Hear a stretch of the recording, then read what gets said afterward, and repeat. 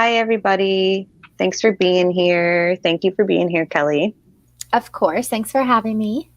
No problem. So tonight is going to be some of the phone calls. We're just going to start from the beginning. And I believe it'll say the date exactly, but at the end of December, I think we start with the recorded phone calls between Scott Peterson and Amber Frey, the mistress.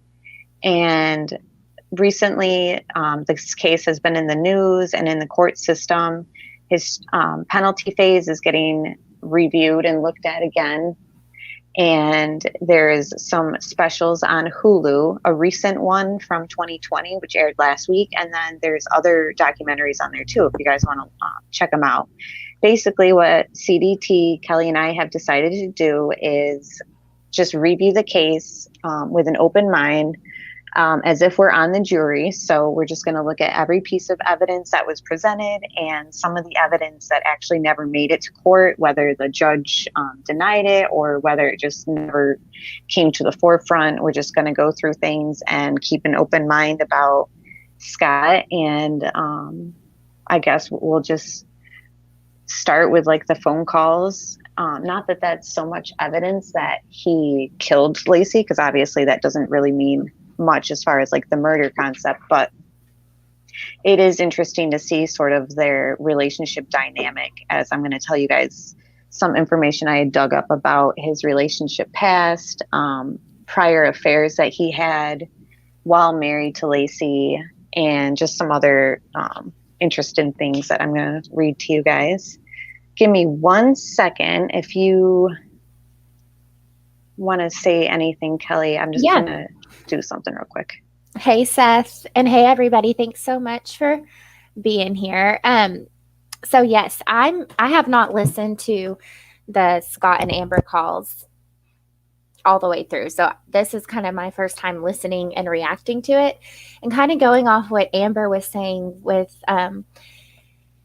while these, calls don't prove that he murdered Lacey, they did weigh heavy in the eyes of the jury, and even obviously public opinion.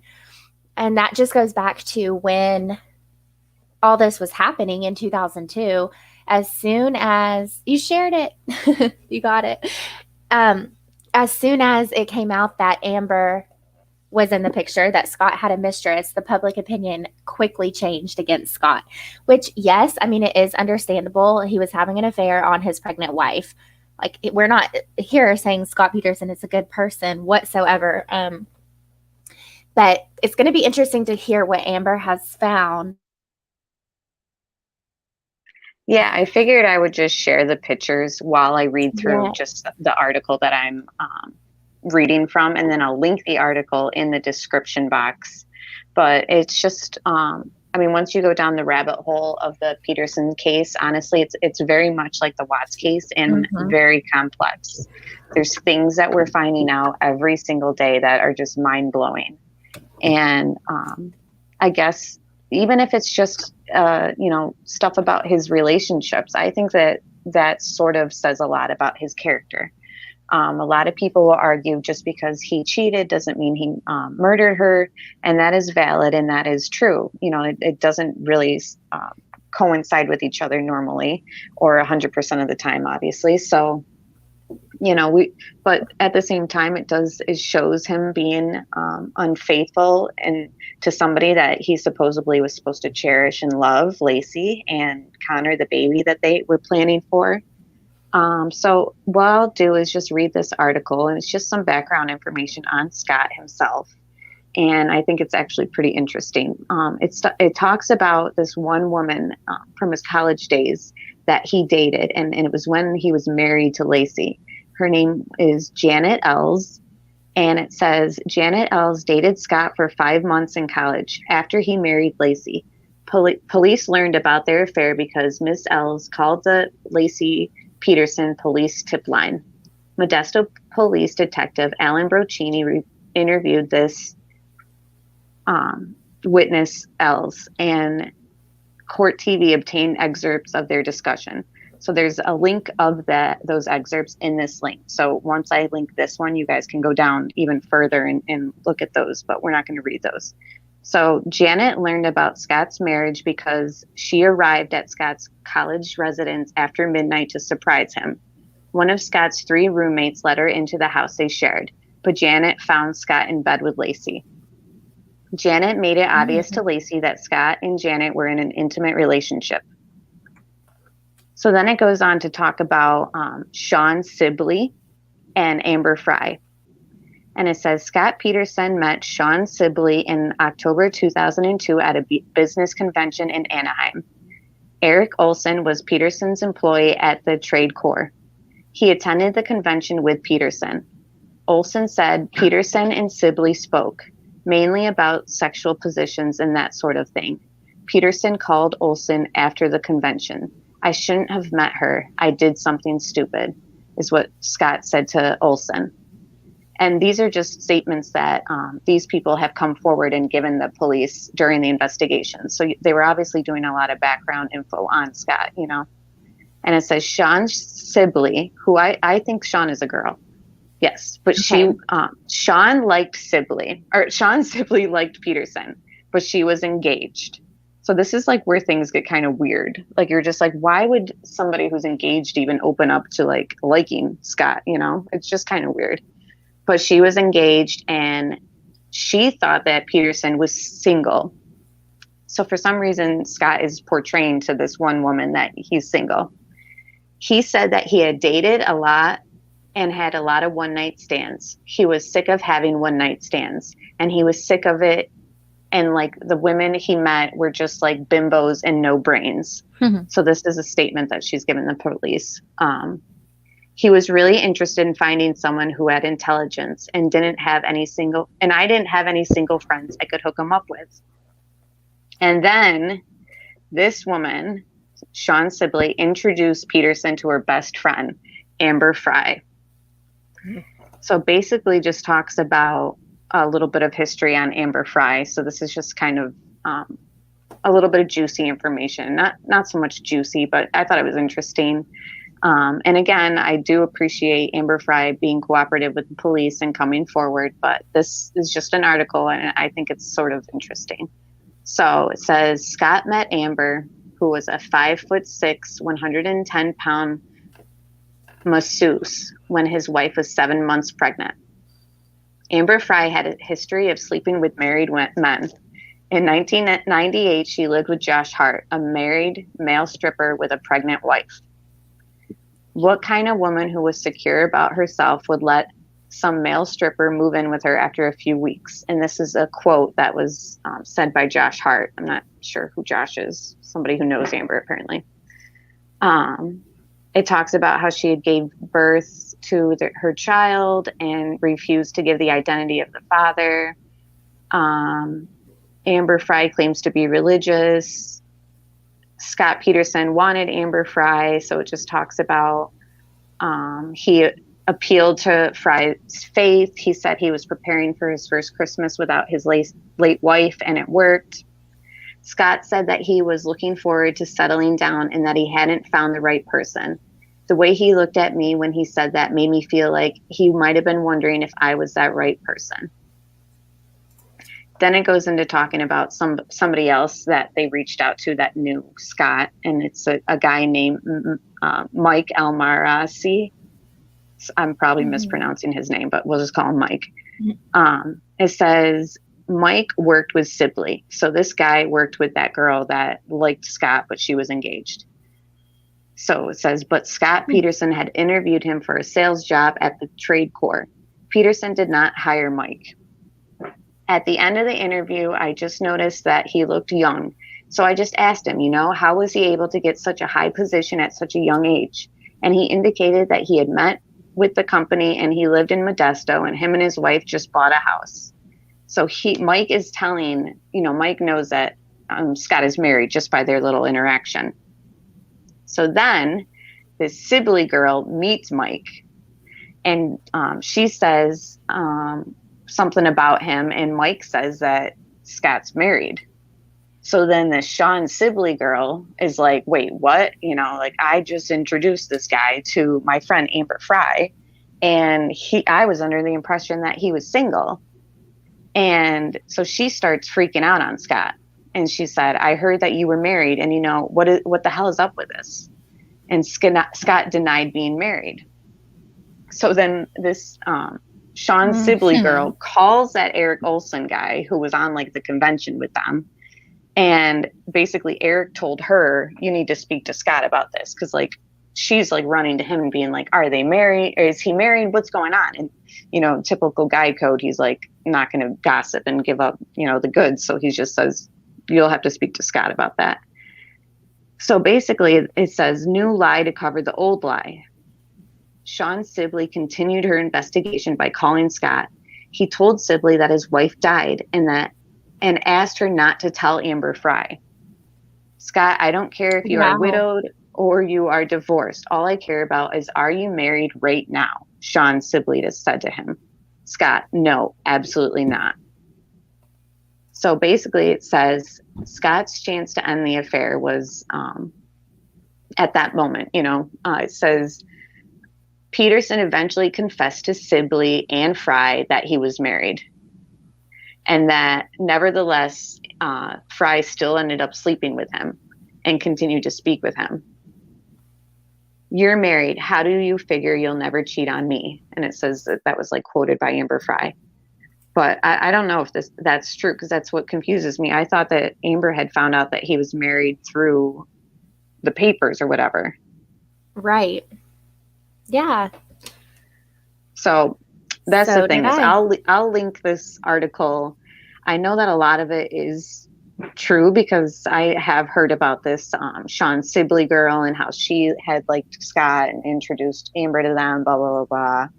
But it just shows another quote by Scott that he had said to Amber, and it says, I want to tell you everything, but I can't.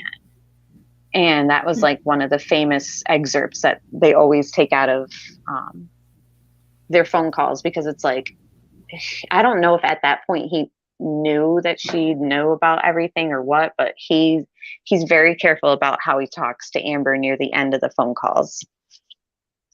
And I just wanted to say hi to everybody in chat. I'm not really like able to chat and read off my phone and all that, so I'm not ignoring anybody. I just really appreciate you guys being here. So what did you think about that article? I think it's very interesting. I think that, you know, in the mainstream media, they made it out like this was Scott's motive and he killed Lacey to be with Amber. But it's like he has a history of this. Yeah, I think it's very telling that this wasn't the first time, you know. It'd be different if it was, in a way.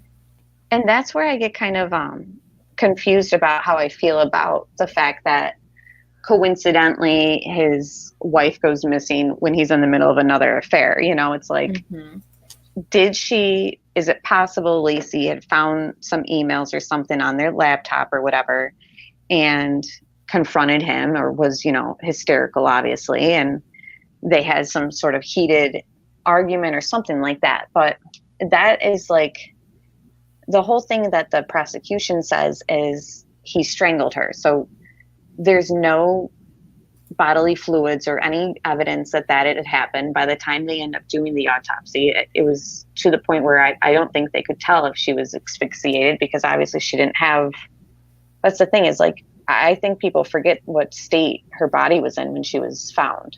Yeah. I mean, she didn't have a head, basically. So now I just wanted to play, I've uploaded a bunch of Scott videos to my channel. All of them were used in the trial, like by the prosecution. And there's the defense team's reenactment of the boat that was never shown to the jury. It's just some evidence files. And I believe that this clip was shown in court as well. And it's just his interview on Diane Sawyer.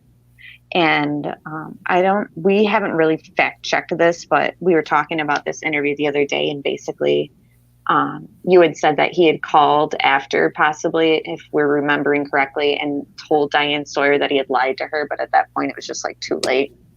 Right. There's a podcast. It's a really good podcast, but like Amber said, I listened to the first two, but have not fact checked it. But from what I heard, she seemed to have her facts correct from the facts that I knew. But in this particular case, she brought up the Diane Sawyer interview with Scott, where he tells her that he did disclose to police about Amber Frey immediately. And obviously we know that that was a lie. And she said in her podcast that he called back and said, you know what, I lied to you. I didn't tell police about Amber. So again, that's just what was said in the podcast. I have not fact checked it, but she seemed like a very legitimate source. So if that is true, I think that's pretty, I don't know. It's like, it's very strange behavior, but it's interesting. Once again, I think that Scott does have a problem with lying, obviously, to some degree. But at the same time, I think he did tell a lot of truth about what he was doing when Lacey went missing. And that's the thing that, like, you should learn as a kid. Like, I can even remember, being told it over and over. Well, not over and over, jeez. But like, if you're gonna what lie were you doing, about, Amber?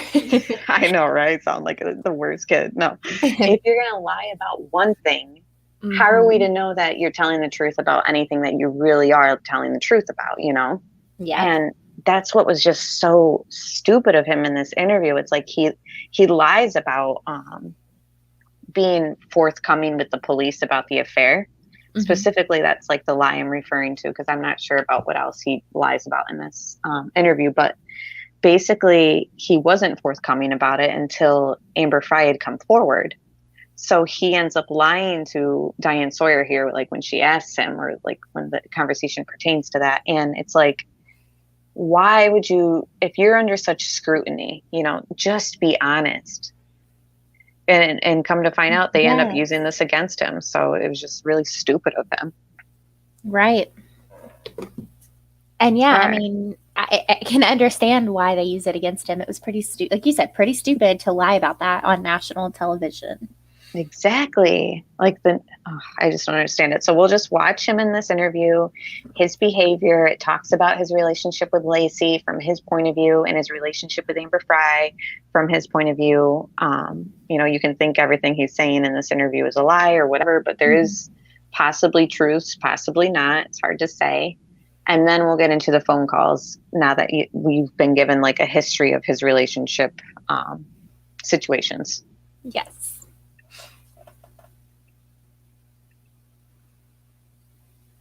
Yeah, I haven't watched this interview in a while. Me either. And it's just like so fun. I don't know. It's just so like early 2000s, like Diane Sawyer just brings back like memories of like my mom watching her, and just like, it's just so funny. She's like, why did you do it? Mm-hmm. And yeah, he's awkward. Another thing, okay, in this interview, I believe, doesn't he refer to her in past tense? But then there's also times before Lacey was found that her own family referred to her in past tense. And that was a big thing in this interview. I remember everyone's like, he said was. And then there's other, points where the family had said was as well. So just something to kind of think about. And that is good to point out, because if you're going to attack him under using the past tense, but then allow her family to use it, it's like you can't have it both ways. Like, you have to either accept that everyone might have just used that out of coincidence or just happenstance, or was it a subliminal, he slipped up. It's like it's really hard to say when there's multiple people using it that way. And I don't know, I just think it's weird the way I paused this right here. Like, he's like looking down over to one side. Hold on. Are you showing the Diane one now? Yeah, is it not showing? I still see just Scott's face. Hold on. Okay, you're fine. Guys, give me a thumbs up. This is my second time live stream. You're doing great. And you got 2 super chats. Oh, yay. Thanks, guys. I know. I told them you can't see it. I wish StreamYard would let you see the chat when you share. I know. They need it. StreamYard needs Oh, thanks, guys. StreamYard needs some sort of update or somebody else to organize it, because it's just not as user friendly as it could be. I agree. Okay, so I got my little tech person right here. So give me 1 second if you guys want to talk amongst yourselves. So I'm curious, everybody in chat, hit a 1 if you think Scott is guilty, or hit 2 if you are undecided / have doubt.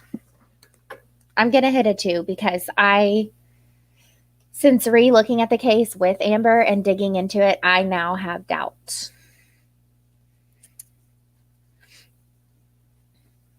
Thank you, C-Dub. So a lot of 1s. Crazy's a 2. Brooks is a 2. And again, I've said this before, but I never thought I would have doubt about Scott Peterson. I'm like, he did it. And I would see people say he could be innocent. I'm like, no way. Okay, I see it now.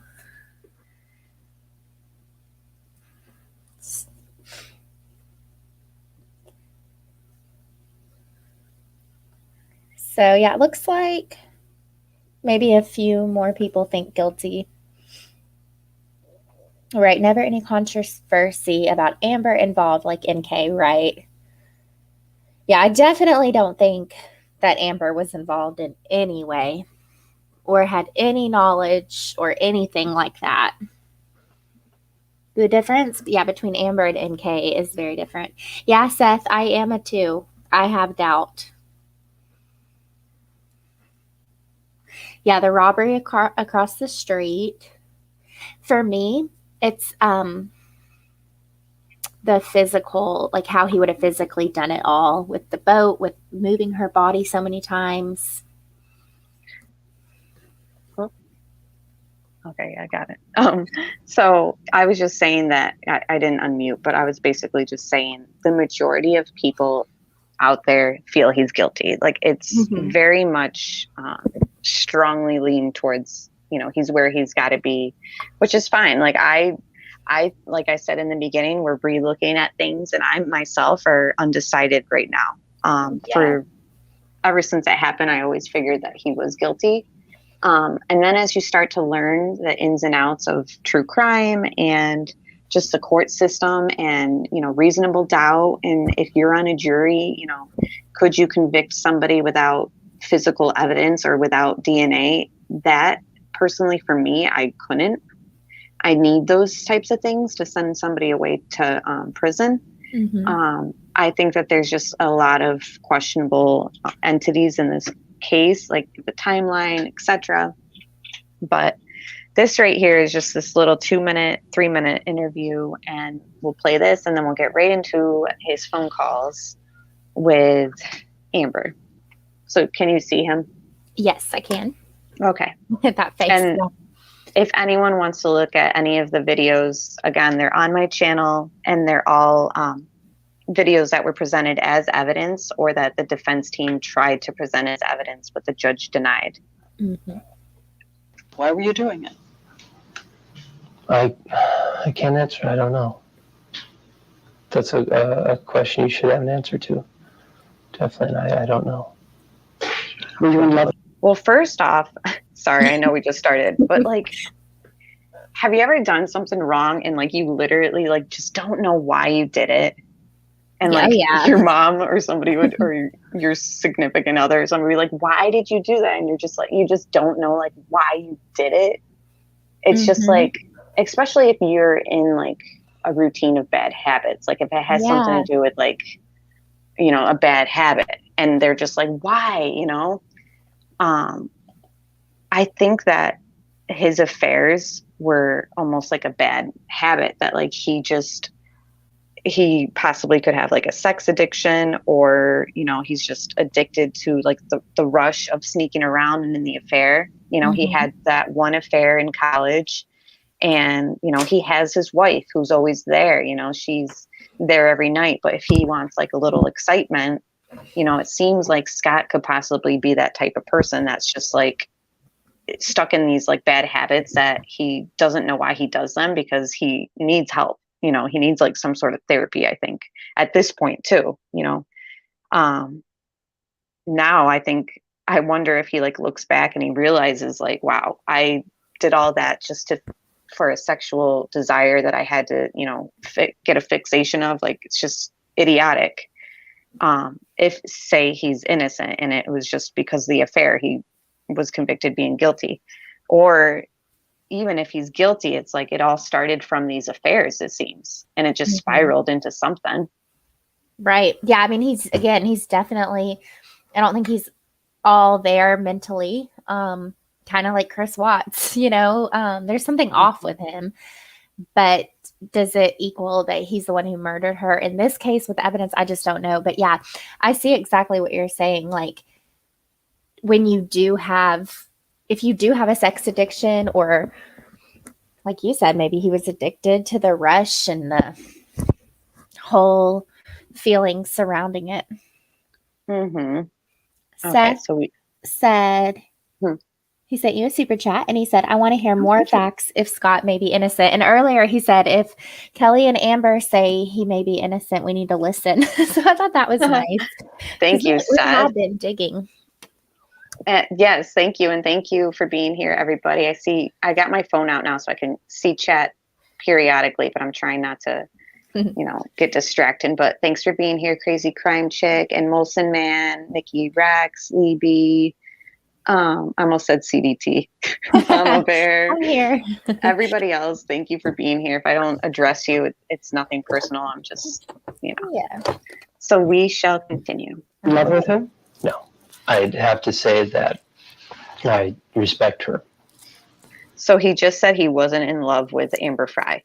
Mm-hmm. And you know what's weird is I've seen it quoted more than once that they knew each other for 6 weeks. And it said that they met when Lacey was 7 months pregnant.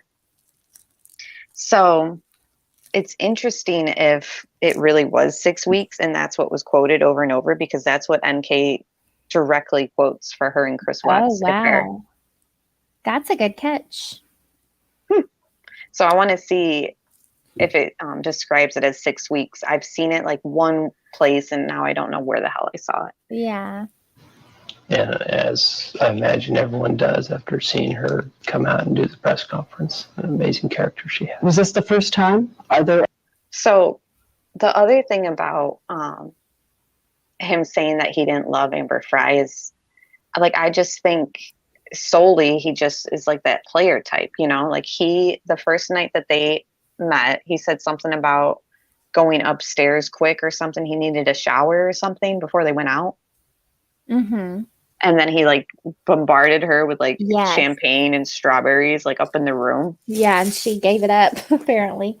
Yeah, and it's just like, it just seems like he's like used to doing these like slick moves, So I do believe him here when he says that he didn't love Amber. Right. Yeah. Agreed. And yeah, There are others out there. No. Yeah, I was just going to say, people in chat are pointing out that they only saw each other 4 times. Oh my God. It's not a lot. And that's the thing, is if he ended up snapping and having to kill Lacey because she like freaked out about the affair, I just think that I just don't know. Like, could he really kill her over something that was just so like minuscule as far as like their grand scheme of life? But at the same time, it's like if he had cheated on her before and she had said, if you do this again, we're done, Who knows? Right. So he just told Diane Sawyer that there were no other affairs, which we know is a lie. Yeah. And look at him with the tight lips. Yep. There's no one else who can come forward. No. A romantic relationship. And that is it's inappropriate. It was inappropriate. And I owe a tremendous apology to everyone, obviously, including Amber and her family and her friends and our families. This should have been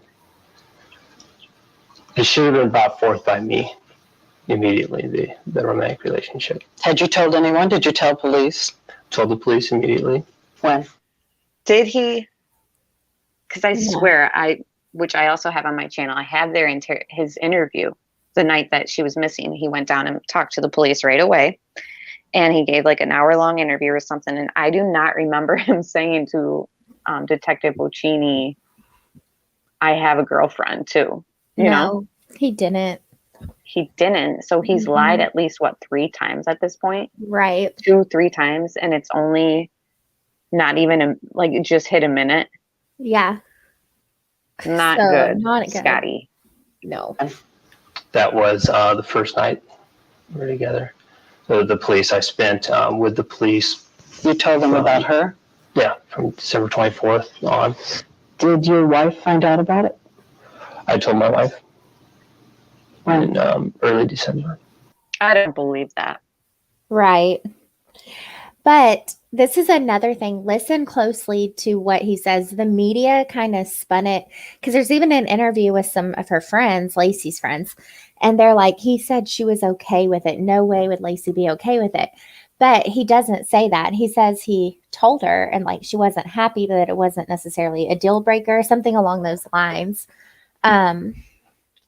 But, you know, I mean, we'll never know if Lacey knew. I mean, maybe he did tell her. Maybe she knew more about his, if he did have a sex addiction than we realized, if she knew he cheated in the past. I don't know. I'm just kind of being devil's advocate. But Yeah. Like he did tell her, and I know I would be like, you're out. I cannot handle that. But some women give them chances. So I don't know. Especially with the baby on the way. Maybe it was, Yeah. And if he had said, I barely know this girl, she means nothing to me. You know, maybe they did have some private conversation and they were secretly working on their marriage, you know, right around, it's the holidays too. I mean, who's going to alert to their family that there's like deep issues going on? I mean, for me personally, I know a lot of people aren't like this, but some are. And actually a lot of people are. It's like both ways I've seen, you know, I keep my personal stuff to myself. Like I would never tell my father, you know, I'm having troubles with blah, blah, blah. And I don't know. It's just like, for me, I would just kind of keep those things to myself. And then when it was time that like we had broken up or whatever, I'd always end up telling them like a few weeks later. It's just the way I would handle things. Right. I don't know how Lacey did, you know, like I don't even know if her family knew of the other affairs, you know, so if they didn't know about the past affairs, you know, who's to say that she would have told them about this one? Exactly. Yeah, I never tell my family about any relationship problems. Just like judge my husband. Yeah, exactly. Well, that's the thing, is a lot of people are like that. But then there are those families that are super close, and you know, there's nothing wrong with either way. I think exactly. You know, yeah. Everybody's different. And yeah, I see. Hi, Alex. Thanks for being here. Hi, Florida. Alex basically says that she wouldn't tell her parents, and it's a holiday time. You know, maybe I would have waited until after the holidays and been like, yeah, I didn't want to tell you guys this, but back in December, I found this out and we're moving forward and we're going to welcome this baby, blah, blah, blah, you know? Right. Did it cause a rupture in the marriage? It was not a positive, obviously. It's inappropriate. But it was not something that we weren't dealing with. A lot of arguing? No. I can't say that even, you know, she was okay with the idea. But it wasn't anything that would break us apart. I just feel like looking right in his eyes at the moment, I'm just like, I don't believe him. And that's just my personal opinion and gut instinct, just on his like body language and the way that his face is. Like, just imagine him looking at you in the face right now and answering this. It wasn't anything that would break us apart. There wasn't a lot of anger? No. Do you really expect people to believe that an 8.5-month pregnant woman learns her husband has had an affair and is saintly and casual about it? Accommodating? Makes a peace with it? Well, you don't know. No one knows our relationship but us. And that could be true in a sense that if she had known that he had this like sex addiction or something like that. Like maybe it was to a point where it was like they kept those things between them, and Lacey knew about it, and she just was like, we're going to move forward, you know. Mm-hmm. But you know, it doesn't help that he's been in contact with Amber, you know, throughout this time too. So if they did have some discussion about being okay with it, then why is he still in constant contact with the mistress then, you know? Mm-hmm, exactly. But on the other hand, if he has some sort of addiction or fix, he might feel like his wife is missing, like as cold as that is, and that he's still, you know, should keep the girlfriend around in case he needs her. Right. Sorry, I just took a screenshot. But yeah, I agree. It wasn't this. It was something else. I didn't realize you could hear it. Moving right along. No, yeah, moving on. Oh, goodness. But yeah, I'm Kelly's with you. doing investigating over there. It was about the cash case. I hate that case. But anyways, yeah. I love that, though, that you're still looking into all that, because I need the updates from you. But I tend to believe he's lying here, too. Like you said, just when we know he's lied about other things, his facial expressions, everything, I don't. He looks very pathetic here. Like he's like, please believe me. Mm-hmm. Yeah, he looks like a little puppy, like begging. But let's remember that the whole context of this conversation, whether he's lying or not, is just about his relationship and his infidelities. So because he looks so guilty and just, you know, is clearly lying at some of these that we've already debunked him on, does that mean that he, you know, killed Lacey? I don't know. Exactly. Yeah. I mean, and that's when you start digging and you are seeing the camps and the people who do believe he's innocent, they do attribute a lot of his behavior, lies, you know, hiding away from the media, etc., that it was the lying about the affair, not about that he harmed Lacey. Yeah. And the fact that he has no record of abuse, or, you know, it's not even like there's been a childhood friend that said he beat him up growing up. You know what I mean? Like nobody has come forward and said that Scott was physically violent at all with anybody. Exactly.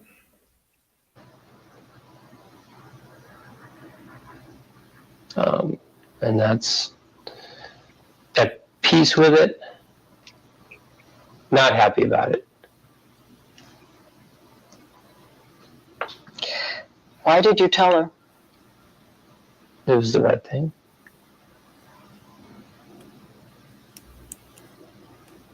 There's no other reason than that. So that's that one.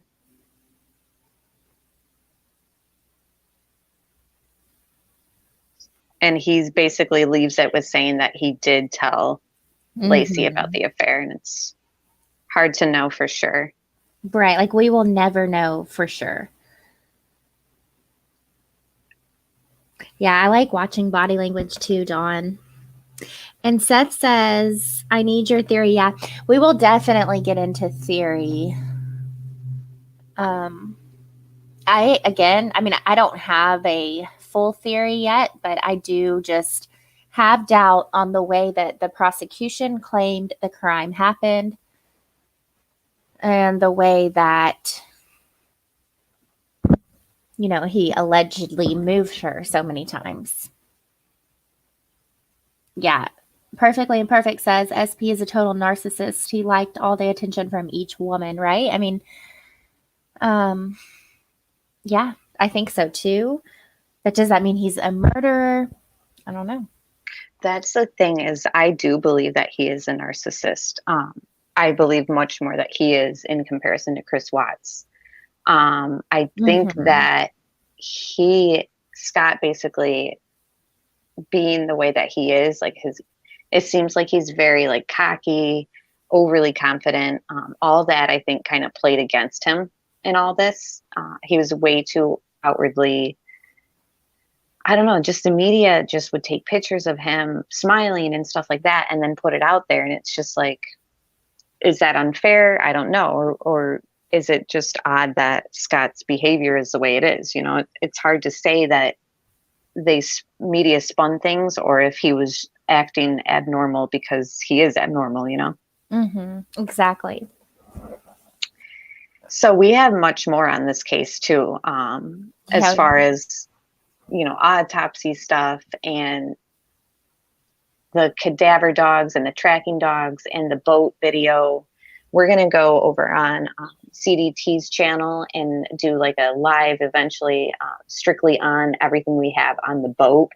And then we'll like hop back here. We'll go back and forth. But basically, there's so much information that, you know, we'll be able to split it up, no problem, and go into detail on things. So I guess we can just start the phone calls. And basically, these were shown through the trial and as part of the evidence from the prosecution side.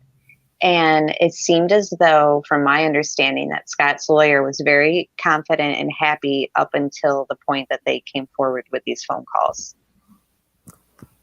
Yes. I've wondered that too. Amby says, I wonder how his friends that introduced him to Amber Frey feels about being a part of this. Yeah, I wonder. Yeah, and it's like, he's such a pathological liar that, you know, this whole thing started from him lying to somebody that he didn't even have to lie to, because that woman was engaged. So nothing was going to go anywhere between them, you know? So why did he even bother saying or alluding to him being single? Like, he is just ridiculous when you think about it. Like, he's this married man going on these work conventions or whatever, and using his time away from home, like not to do what he should be doing as far as like learning things for work or whatever they do, market or whatever goes on. He's using these like conventions as like a means to reach out and get his like extracurricular activities, like his fix basically. Yeah, he was a fertilizer salesman, just reading chat. Yeah, and then Lacey was a substitute teacher. I don't know if she had worked full-time before, but I know at the time she was a substitute teacher. She would do that. And Chitty Chatty Meg, Lacey was so cute. She was stunningly beautiful. I think that was something that was why this kind of blew up, as bad as it is to say, but they were just a very good looking couple. And I think that appealed to the media and to everybody, because it was just like, you know, she was just so stunning and striking when people were seeing her. Mm-hmm. And I don't know. And then when the affair was shown, you know, everything just got juicy. Yeah. And they said that was right around the time when they started doing those 24-hour news broadcasts. So, I mean, it made for great TV. And it's like, you know, I don't know. There's just, I mean, I think it's good that our media does have the freedom to report and to film. I mean, that's their right. But at the same time, it's kind of a slippery slope, I feel, where it's like if you're wanting content, you know, the media put out that the home smelled like bleach and the initial time that police entered the home on the 24th. Scott allowed them in, but no officer in the report said that it smelled like bleach. So that was just made up basically by the media. And it's like killer husbands, home smelled like bleach, blah, blah, blah. Like, no, that's not what the report stated. Right. And honestly, there are so many other instances that the media reported one thing and then come to find out it had been twisted and turned.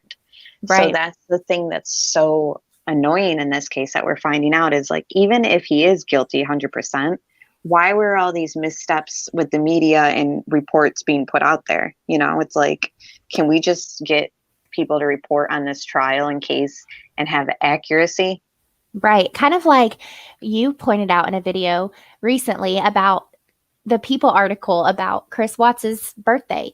They're like, the mistress who did not, or who believed that he was separated. But us who are into the case and have studied it, we know NK did not think that they were separated. Like, yeah, okay, maybe he told her that, but she researched enough. It's just the little things like that. Right. And that's where I've heard that news being reported has changed over time. Whereas back in the 70s and 80s and, maybe even up to the 90s, when you were a journalist, you were an investigator. You didn't put something out until you had the sources, and it was kind of a rat race to be the person to get out the good story. But back then it seemed as though they did more investigations rather than let's just get the clickbait and have people click on our stuff. And because nowadays that's how these these businesses make money, is the ads for their articles and just people opening them up. So people are opening up this People article last week about Chris's birthday, and they're stumbling upon just false information just because somebody at People had to put out there that he's celebrating his 36th birthday, Right. And they just had to add that in there. Yeah. And I mean, Seth says we can't compare to Chris Watts, but I guess what my point is just more like the media. Okay, if you just follow the mainstream media of Chris Watts, you would probably come away thinking NK was cooperative, innocent, etc. And that's kind of what we're finding here. If you follow the mainstream of Scott, you're going to come away thinking it's slam dunk, he did it. But when you really dig into testimony, things that the judge didn't allow in, the jurors, I mean, that's when my questions start popping up. So I think, and then, again, circling back to media, I think it did play a role in both cases and is still playing a role in both cases. And let's be honest, the media or whoever leaked Scott's alibi to the media, the police and the media dropped the bomb as far as releasing his alibi. Yeah. They really because now quick. Exactly. Somebody had to get the story out there. And the case was still, the investigation was still ongoing. They didn't find the bodies until April. Right. That's, quite a bit of time. So Amber Frey calls into the tip line, and she basically is like, she claims she was shaking and scared and couldn't believe that she had found out, that this guy was the guy that she'd been seeing. So they basically record the phone calls and have her work with the police and the prosecution side. So these are those phone calls, and it's only the first few. So there's so many. This will probably be another live eventually. I just titled this one Part 1. Yeah. Received December 16th at 5:44 p.m. Hey, sweetheart. Okay, so this is before Lacey's missing. So it's the 16th, and he's calling Amber Frey's sweetheart and leaving a voicemail. So he obviously, whether Lacey knew about things or not, he's still talking to Amber on the 16th, calling her sweetheart. So maybe it's possible he had that conversation with Lacey and told her that things were over, or, you know what I mean? Right. I'm not sure. Gotcha. 5:45. I was just giving you a call. I'm on my drive into the gym here to do my weekly 5-minute workout. See how you're doing. He's working out for 5 minutes. That's funny. I don't understand it. Yeah. Try to get it home. To erase, press 7. Message erased. Next message.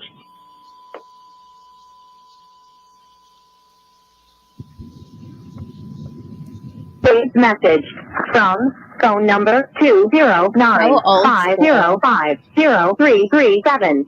Received December 16th at 5:44 p.m. Hey, sweetheart. Gotcha. 5:45. I was just giving you a call. I'm on my drive into the gym here to do my weekly 5-minute workout. See how you're doing.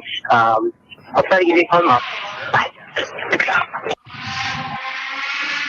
So I was just reading through chat, though, and Amby wanted to know, didn't he tell Amber Frey his wife died? Right. Yeah. He said that he had lost his wife. And then later on, I mean, he admitted he said that. And then he said, well, there's different types of loss. I mean, I can understand how that looks and whatever. But yeah, he said there's different types of loss. He could have tried to lie and said he didn't say, and say he didn't say that, but he owned it. Because it wasn't on the recorded calls. Exactly. I was just going to say that we never have the phone call or the conversation where we hear Scott say to Amber, I lost my wife. She just says, remember you told me you lost your wife. And he's probably like, shut up. Yeah, shit. Quiet bitch. I'm just kidding. Yeah. That's what but like, yeah. In all actuality, like Scott is, I believe, 30 years old at this point. He has a baby on the way. She's 7 months pregnant. Why do you have to? That's why it's like he must have had some sort of like addiction or something. Like something is not right with that logic, to have this affair. Like, but then again, he slept with her the first night and like made sure of it, with the champagne and the strawberries. It's like, was this just going to be something that he had to get out of his system and then carry on like with the child? And I don't think he ever intended to be with Amber, and I don't believe that he intended to divorce Lacey.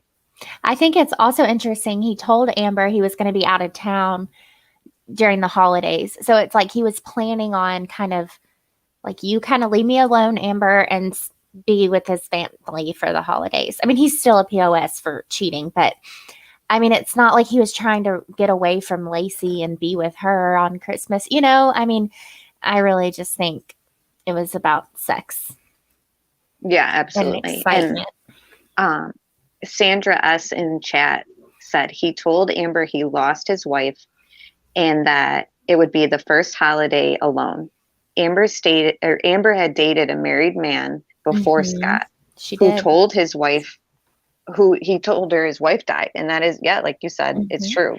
That's been confirmed. So she had dated somebody else who told her his wife died. So Amber saw the wife alive and pregnant. Scott ran with the same BS. Yeah. And then Brooke said, did someone say Amber called him 14 times in a day? She did. Let me look. I have a document. And again, this is from, if I can find it, the podcast. And I'll send that to Amber if she wants to link it. Let's see. And Molson Man agrees that it was sexual addiction in his opinion. Okay. And Sandra agrees with that. And basically said Lacey would not have sex because she was so big and pregnant. Interesting. Yeah. I can relate at that point. So here's just some facts from the podcast. And again, this is from the podcast. I'll give it to Amber. She can link it. But it says that they had 4 dates within their 6-week relationship. He told Amber he would be out of town for upcoming holidays. December 14th was the last time he saw Amber. 8 days, there were 26 phone calls. 2/3 were initiated by Amber. That was between December 16th through the 23rd. So 26 phone calls. Nice. Yeah, 2 out of 3 were initiated by Amber, 2/3. December 25th through 29th, Amber called Scott 29 times. Scott returned 11 calls. On December 26th, 14 calls from Amber. So it sounds like Amber was hitting Scott up a whole lot more than he was hitting her flip phone up, Right. And that's which fine. Is like, I mean, I was just going to say, which is like, okay, we're not trying to attack Amber, but we're trying to give a full context of what was going on behind the scenes, this and that. Nikki Rex said, a sexual fix in my opinion, and I think that's part of who he is. I feel he would have continued to cheat throughout their life. I think so too. I think that he was the type to want his cake and eat it too. And she had stayed with him in the past over cheating, so he just figured she would stay, especially with the baby on the way. Which is why I don't feel like he would kill over it. That these are just things that I go back and forth in my head about. Obviously, there's other things that make me think he would kill. But one of the things that makes me think he wouldn't kill over this is because Amber meant nothing to him. Like he would have then eventually been able to cut her off, I think, one way or another. And he had realized that Lacey would stay with him anyways. So Why would he need to kill her? Right. And okay, according to the podcast, she said that Amber actually lived with a man who was married with a pregnant wife, and that the married man left Amber and went back to his wife. Yeah, that's what when I was reading earlier, it's basically saying like she had lived with a male stripper. Wow. That's who he was. Yeah. And again, I mean, we're not, we're just stating a fact. Right. And I'm just saying these things, these facts paint a picture of each person that's in this case. I think that Scott, after Lacey is missing, okay, Scott is still kind of trying to pull Amber along, because if he just abruptly breaks up with her and then she sees this, she'll go on, like, she'll go against him or something, like if he ends things badly with Amber while Lacey is out there missing, it wouldn't be like, I think he thought it wouldn't be good for him when eventually she ends up working with the police anyways against him before he had known about it. You know what I mean? But I think that he thought if he had just like carried things on or whatever, it would have been better than just abruptly like ending things with her. I don't know.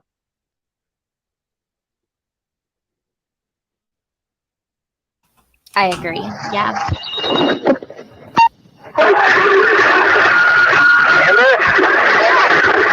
Amber. Hey.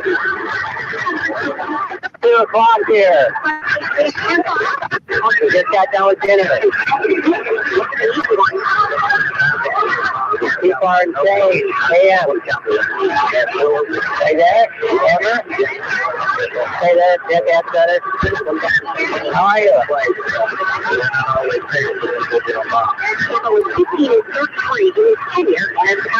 I didn't catch it.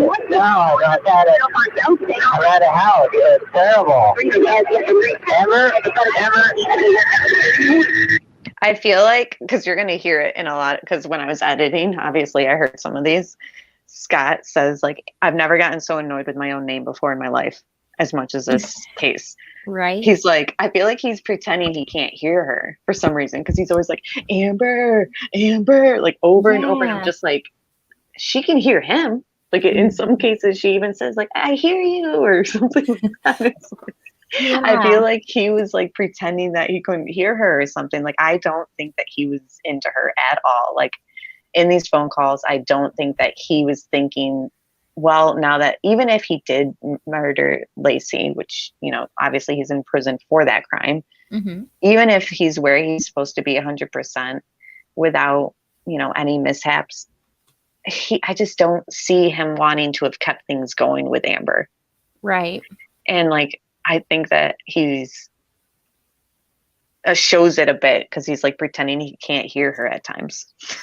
Because again, it would also just be interesting to see how it played out if, Amber didn't initiate the calls, if it was just on Scott's end, like how much would he have called her, etc. I just think that it's worth talking about Amber only because the jury members, they admit that this testimony and hearing these calls really did sway their decision.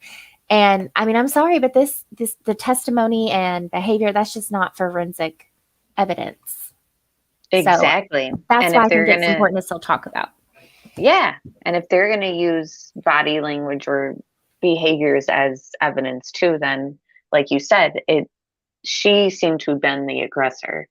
What if he had got the vibe like, oh man, like I got like a stage 5 cleaner is what they call it in the dating scene. I got a stage 5 cleaner here. And if I end things, she's going to freak out. And you know what I mean? Like maybe he got like vibes like that from her. Like he couldn't end things right away because they had slept with each other right away. And he would look so bad. You know what I mean? Like who knows what type of games or how he plays women, and who knows how desperate or the way Amber came across to men. Like it kind of plays into Scott's behavior because it could explain things. You know what I mean? Mm-hmm. Right.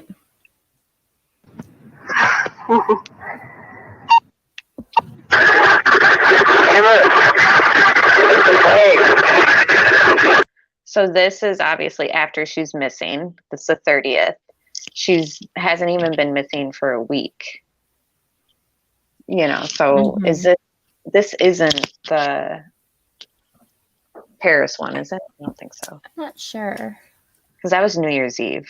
Okay, yes, you're right. Are you there? I can barely hear you. Hey, I'll be in Paris tomorrow. I'm outside. I'm in Normandy right now, and hopefully the phone will get it. So I can't hear you right now. You there? Emma, okay, if you can hear me, I'll be in Paris tomorrow. I think we talked to I'm out in the country in Normandy right now, so I'll call you tomorrow. I hope you hear me. I miss you. You can hear me. Bye. These are actually some pictures I had stumbled on of Amber. I've never seen that, or some of the ones you had on earlier. Yeah, she took some provocative pictures, and they're out on the internet. I don't know. Anyone can find them.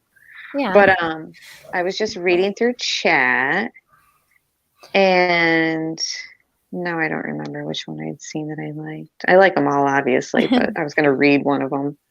I feel like in that call, he was like, I'll call you tomorrow. She's like, okay. Like, it just, I mean, it seemed like he wanted to get off the phone. It could be because he's guilty of killing Lacey and he's anxious, or he's innocent and he's kind of having to deal now with her. He probably knew it was going to come out. So he's probably trying to think, like, how do I handle things with her? I mean, either way, if you think he's guilty or innocent, it's still interesting to think about his mindset and the dynamic of him and Amber.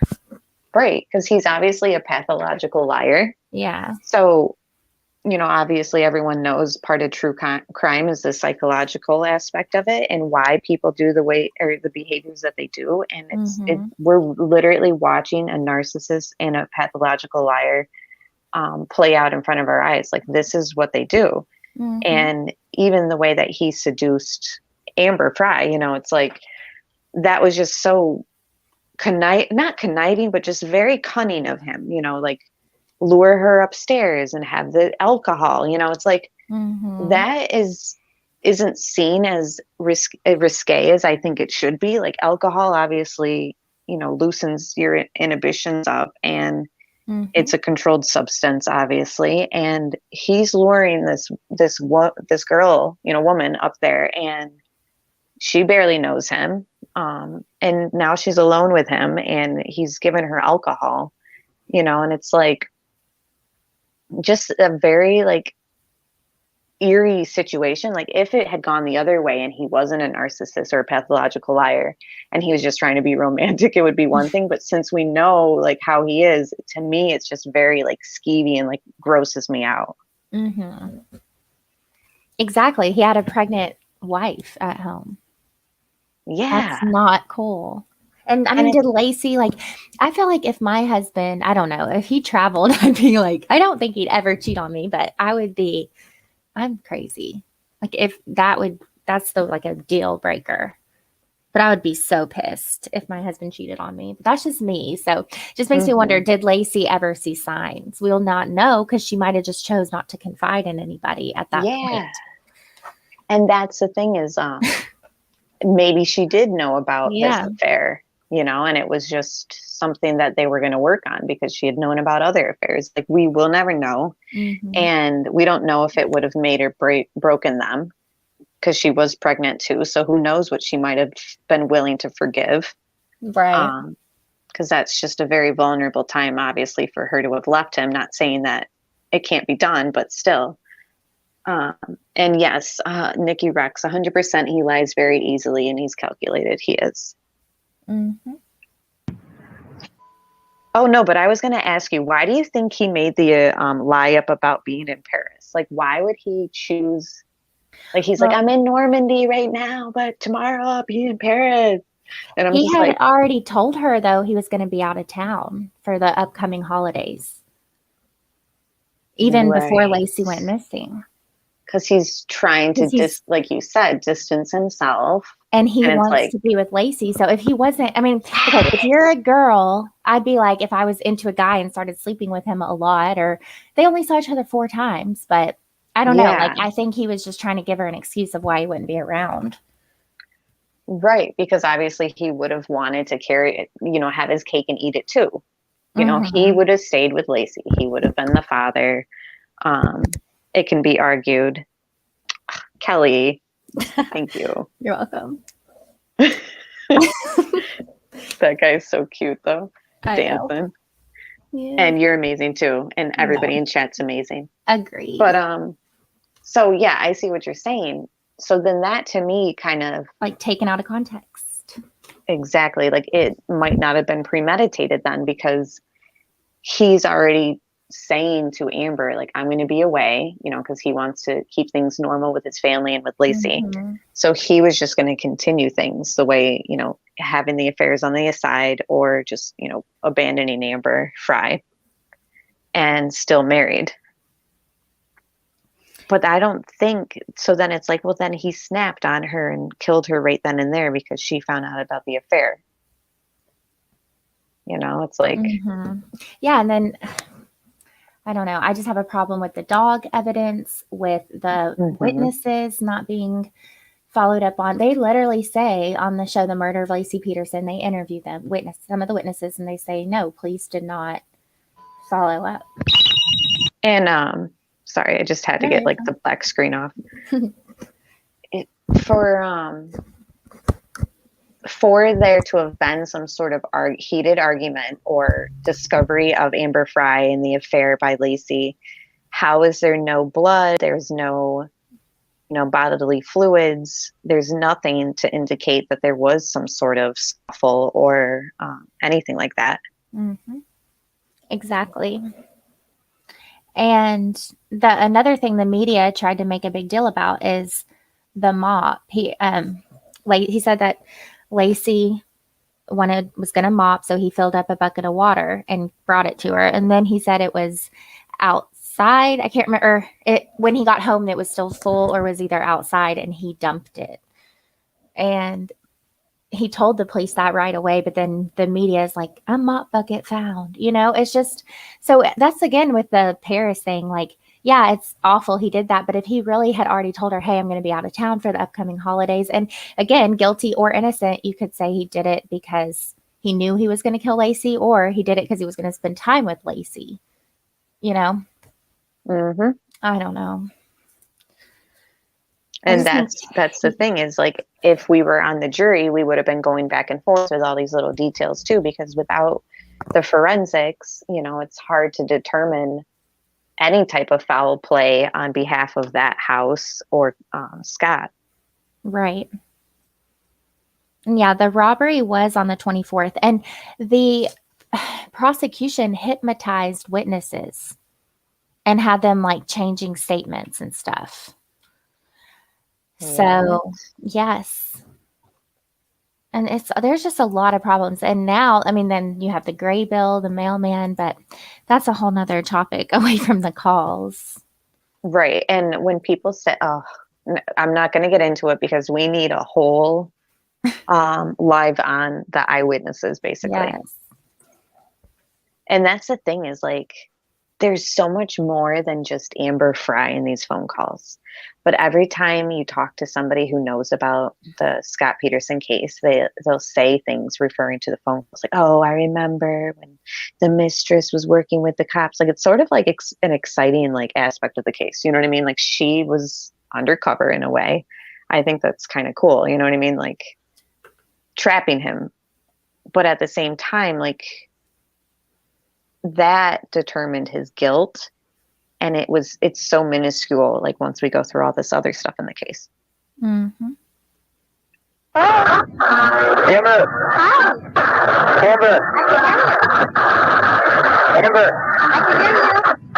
Amber, you can hear me, it's New Year's. I know. Amber, it's New Year's here, are you there? Amber! Hey, Happy New Year's. Happy New Year. I wanted to call you. Thank you. Amber, you there? I'm here. Amber, I wish you could hear me. I'm on the, I think that you're there. I'm near the Eiffel Tower. New Year's celebration is unreal. The crowd is huge. The crowd's huge. Amber. Yes. Like, how many times is he gonna say her name? Like, I just feel like he can hear her. Mhm. But this at this point is very, damning for him because this phone call is while he's at the vigil, Mhm. and people allege that people in the media basically said that they couldn't find Scott anywhere and they were wondering where he was. And apparently, once it came out that he was actually hidden away on this phone call, obviously doesn't look good for Scott. And it's No, it does not. but what does it show again? He's sneaky and he lies. Right. And then there's also, I think they said it was a little bit more before the vigil than media made it out to be. That was kind of another thing. Like it was at the vigil, but it wasn't right in the middle. They acted like he left, but I don't know. It's just when you look at the media versus actual testimony and evidence that was introduced versus not introduced, there's just a lot of questions, in my opinion. Mm-hmm. Mm-hmm. And yeah, Sandra, I agree about the statistics about men who have affairs when their wife is pregnant. Like I'm aware that takes place, mostly because didn't Scott's father sort of excuse that in one interview? Yeah. And like so he did made his mom. Yeah, they basically, like you said, both of them were kind of accepting or excusatory for it. Mm-hmm. Is that a word? I think so. It sounds okay. Well, they made excuses for it basically, and kind of acted like it's a normal occurrence. And like you said, statistically, it does happen a lot. But I mean, and what I was going to say earlier is like, what does this prove about the Paris thing? Like he lies, which we know, and he's carrying on an affair, which we knew. Does that mean he killed Lacey? I don't know. Right. But this doesn't look good for him. Yeah. I'm here. Amber, you're there. I can't hear you right now, but I'll call you on your New Year's. Okay. I'll get to you then.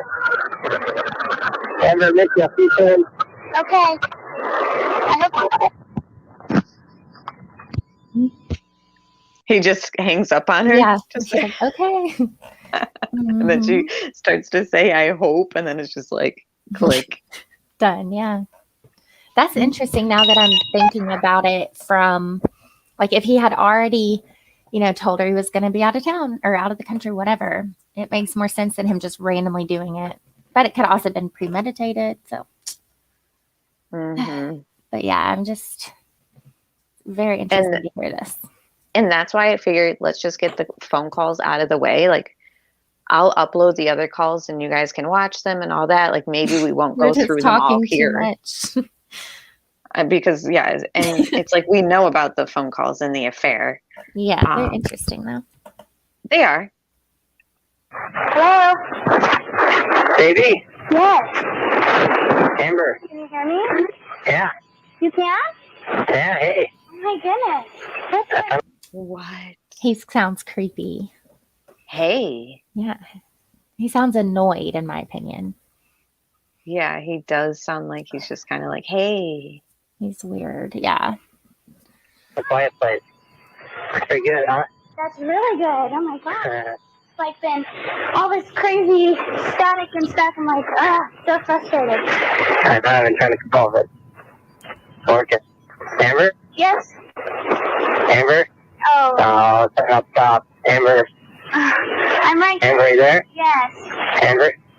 I can't help but like laugh a little bit because it's like, I really think that he's pretending he doesn't hear her. Right. Like he's not engaging in a conversation, really. Yeah. Like it's like he could use that as an excuse if he was short or had to hang up on her because he's like, remember I couldn't hear you in the beginning? I don't have good connection. I can hear you. Hey. Yes. Okay, there you go. I'm talking. Okay, I'm like, stay still or something. I know. I got to make it work. How was your New Year's? What's that? How was your New Year's? It's good. I'm just, everyone's in this bar now, so I came out of the alley. Quiet alley. Is that nice? Yeah, it is. I could hear you very good. It's pretty awesome. Fireworks there for the Eiffel Tower. Some people all playing American rock songs. Uh-huh. It's pretty funny. Well, that's good. I'm glad you guys decided to go out. Oh, definitely. I can never remember your friend's name. I know Jeff, but you always say Swans. Koala. And then we have Pasquale, a friend of ours, St. Philip. Uh-huh. Oh, he's there too? Pasquale, yeah. Good. Did you make any New Year's resolutions? What was that? Should be. Should be? What should my New Year's resolution be? Oh, I don't know. That was my question. Remember? Oh, I didn't think of that. I'll tell something good. Yeah, you have to tell us something good. So where are you headed? Well, I don't. Did you get my message? No. You didn't get. You leaving? Yeah, I left you a message because I was like, well, I hope you at least get that. But I was going to, or the San Francisco thing didn't work out, so I'm probably most likely going to go later to Sean's. Are you there? Hello. She just referred to Sean, the one that introduced them. And then did he hang up? Or because she's like, are you there? Hello? That's interesting. Did he hang up? I don't know. I guess so, or it cut off. We'll see. Hello, are you there? Maybe he's still there. Nope. That's weird. Mm-hmm. So at this point, it's the 1st, and she's been missing, since the 24th. And Scott's just carrying this on. Apparently, this is the day after that he said he was at the Eiffel Tower. So let's see where he says he's at now. Mm-hmm. Happy New Year's. Happy New Year. I just stepped out of the room because it's so loud and crazy, and I thought, you're going to be, I knew you'd be calling, and I was like, I didn't want to be in the middle of that because I would not be able to hear you. Oh, that's kind of sad that you're not jumping up and down with everyone. Oh, it is. Ew. Mm-hmm. Why is he being so creepy? I mean, apparently he's creepy. Yeah, that is creepy. If I was dating a guy and he was making that Saying that voice or whatever. Mm-mm. Yeah. I'm like, text me. It's like the creepy giggle, but it's Scott. Yeah. He almost sounded, and of course, I'm just giving my opinion, and I'm not, professional. He almost sounded like manic. Didn't he almost sound like overly creepy? Like he's like. I think Scott, I think he definitely has some mental issues. And his family, like his mother's, father, the mother's father was murdered. And then the mom went to foster care and gave a lot of kids up for fosters. And Scott and Lee, or she and Lee had Scott, and he was like the golden child. Yeah, he's got some weird. Interesting issues. Yes. It is insane. I didn't think Sean's party was going to be so insane because she's always going to be quaint. There's not going to be that many people. And they're singing karaoke, and I was like, oh my God. So, how are you? I'm tired, but I'm happy talking to you. So tell me, what is your New Year's resolution? Oh, I didn't even think of one. You didn't think of one? What, 9 hours later going to read college? You had 9 hours to think of one. Yeah. Oh my gosh. Weird. He's like, I'm tired. It's just so maybe he is. Yeah. He's worn down about this double life, probably. Mm-hmm. And I guess he was trying to, he should have just been open about it and been like, I'm done with you, Amber. My wife is missing. I'm going to help look for her. I don't know. But he carried it on. you know. Yeah. So, I mean, his behavior does scream guilt in a lot of ways, but then you can also look at it like they say, he sold Lacey's car, but that's because police had his truck and he needed a truck for work. I mean, little things like that. I just think, yeah, his behavior is odd, just like Casey Anthony's was odd, but she was found innocent. So, but Yeah, I mean, I think Casey had more against her, but that's another story. well, yeah, and he is just confirming more and more that he's just this lying, cheating dude, you know. But weird guy, yeah. if he's on trial and he's up for death row, you know, what basically links him to being a murderer? You know, just the fact that he's a narc, like, not necessarily. If we're being fair and judgmental as a juror would be, you would have to go back and forth with these questions. And I think that I'm not sure if anybody, maybe they didn't somebody in the jury leave because they felt like they were being bullied about something? That's what the murder of Lacey Peterson said, that yes, one of the jurors wanted to really spend a lot of time, because they came to a verdict fairly quickly for, I feel, a case of this magnitude. But also, I mean, I don't think that the defense presented enough, but anyways, yeah. But there was a juror who really wanted to go through everything and was leaning towards innocence. And then he said the others intimidated him or something like that, and he wanted off. I think that is interesting. Mm-hmm.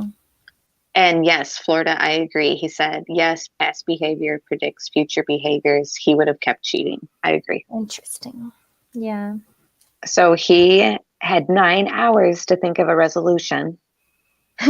So back to the call. Yeah, 9 hours. Nothing, huh? What did you sing for karaoke? Oh, there was some Louis Miguel, or what is his name? I don't know. They're just some songs. I kept telling them they weren't good, so I haven't really looked at the karaoke category, but Yeah. so, well, Ayana's asleep. She's with Diana tonight. My mom had to work, so. And that's the thing. Her daughter was 18 months old.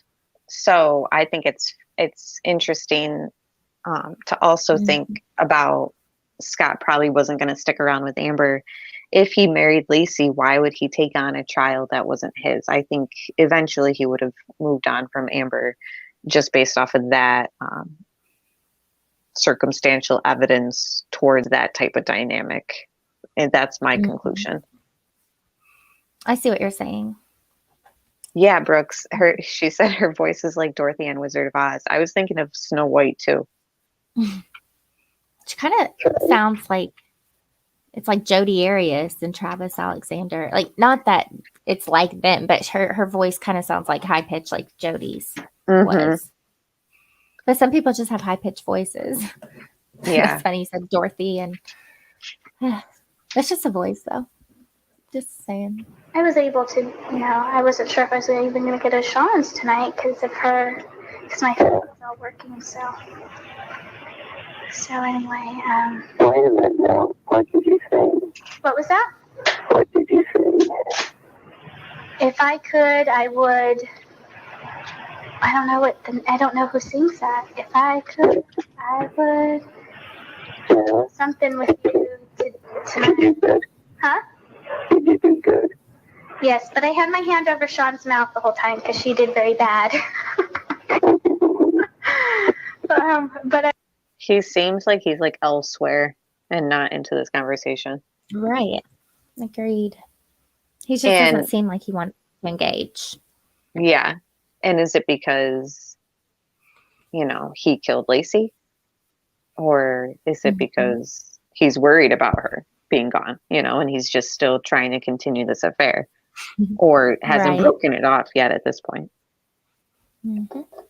But I was thinking, gosh, I'll look at it and I'll see what I haven't looked at all the songs yet. So I was thinking I might, find Islands in the Stream or something from our first date.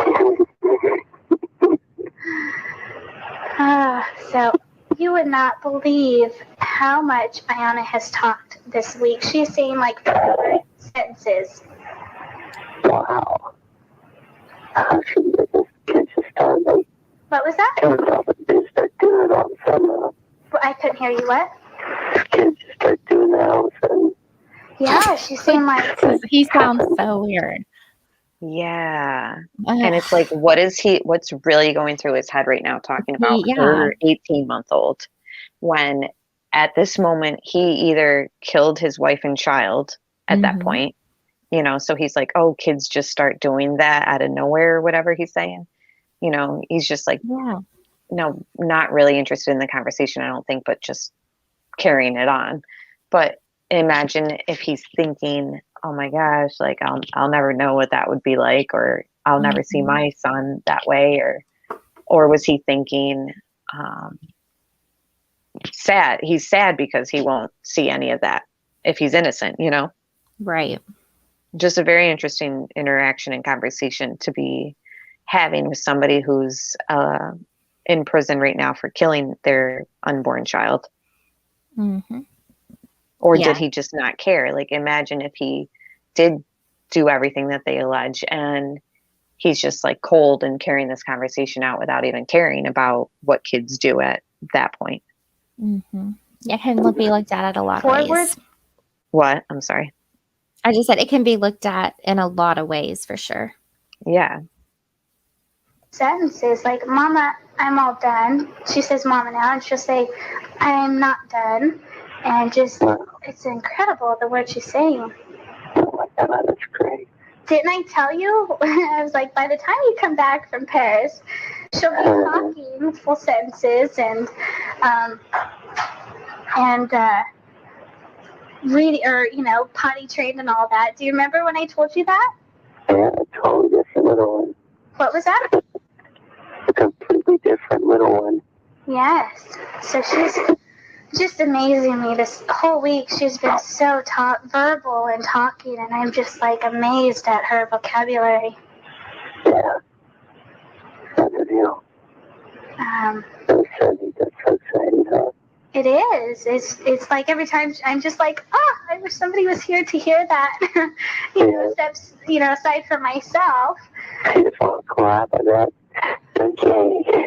Oh, it's just really, it is. So and then somebody had asked about my birthday and what I was doing, and I said I didn't know. So you'll be back by then, right? So what do you think you want to do? What do you want to do on my birthday? Something good. Something what? Good. Something good? So are we going to do the Napa Valley when you come back? Yeah. That'll be fun. I've never done anything like that, or been. Imagine, like right now, there's like this whole case going on with his missing wife, and he's like making birthday plans with her. Right? Yeah, she's like, what are we going to do, you know? And he's like, he has to think about something. He's like, yeah. Say, yeah. I mean, imagine, guilty or innocent, what must be going on, going through his head right now. Right, exactly. And her, and another thing, it's like her birthday was coming up right around the corner, and he obviously didn't have any plans for them. It wasn't like he was like, I've been planning something, or, so to me, it's like, I just don't think like if something happened between him and Lacey, it was sudden and it wasn't premeditated. And I just still stand by, he wouldn't have killed his wife for Amber. Like, I just think, if he did do it, I think it was sudden and some heated incident. But again, there's no forensics, and I'm still in the middle on his guilt. I haven't decided yet. Same. I'm not 100% sure, but I have doubt as of now. Still, yeah, for this, and there's so much that we can dig into this, and we'll still go back and forth with the Watts case and other cases, obviously, and you can see the other cases that CDT is working on her channel. But there's just so much with the Scott stuff that I will not be deciding my opinion on his guilt for a while, basically. So I hope you guys come along for the ride, because there's so much to share and show. Mm-hmm. To a place to do that. I've been, to massages, of course, but that's my extent of being pampered. That would be fun. I'm looking forward to those days. So, you have a resolution?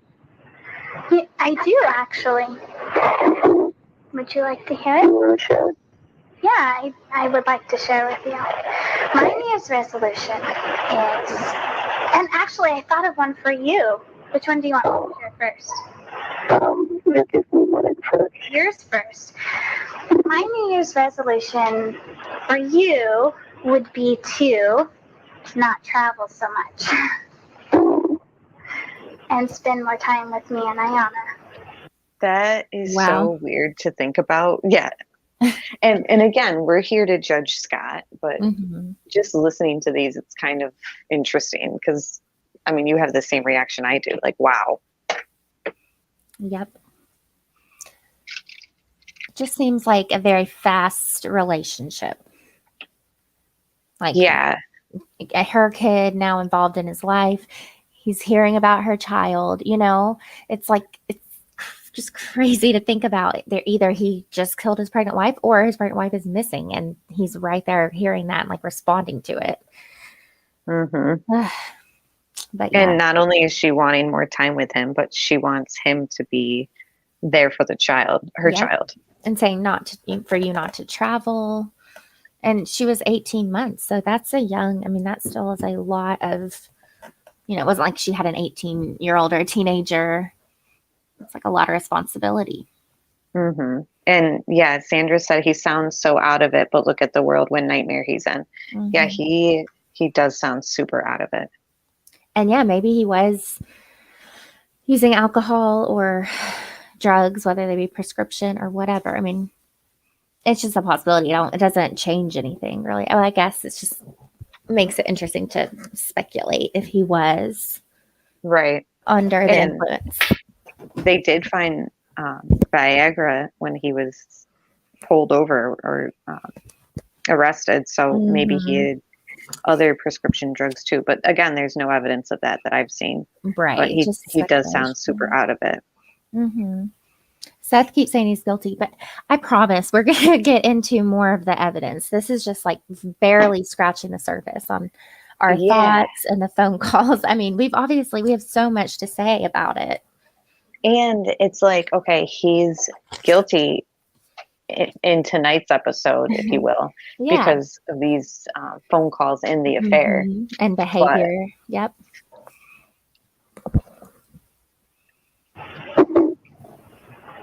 What do you think of that? Was that something on your mind or anywhere close? Oh, yeah, it's definitely been for a long time. For a long time? Well, it's been long, huh? I know it hasn't been too long, but certainly. I don't even want to think of how long it's been because it's already been too long. He didn't really answer her with like an overexcited answer about being there for her and her daughter more. No, he didn't really go and there. It's like, oh, is it because he's just cold-hearted and was just going to dump her? Or is it because he's actually really worried about what's really going on in his other double life? Because at this point, I feel if you have doubt or think he's innocent, I mean, the world and the media were watching and zeroed in on him. He didn't have a quality of life. And he obviously has something wrong with him. Even if he's innocent, the fact his behavior, how he didn't care, cheater. I mean, he's a POS, but either way, it's just, again, interesting to think about him in this position. And we probably won't get through all these tonight, but we'll just keep going. Yeah. But my New Year's resolution is to just, first and foremost, it's just, to build my business. And second would have to be just, maintaining, my health and focusing on what I need to do. And just, just really, keep focusing on that and and as well as with my church. God, there's so many things I want to talk to you about. I don't know. Do you have time? Are you? Well, this Sunday at church was just so awesome, Scott, that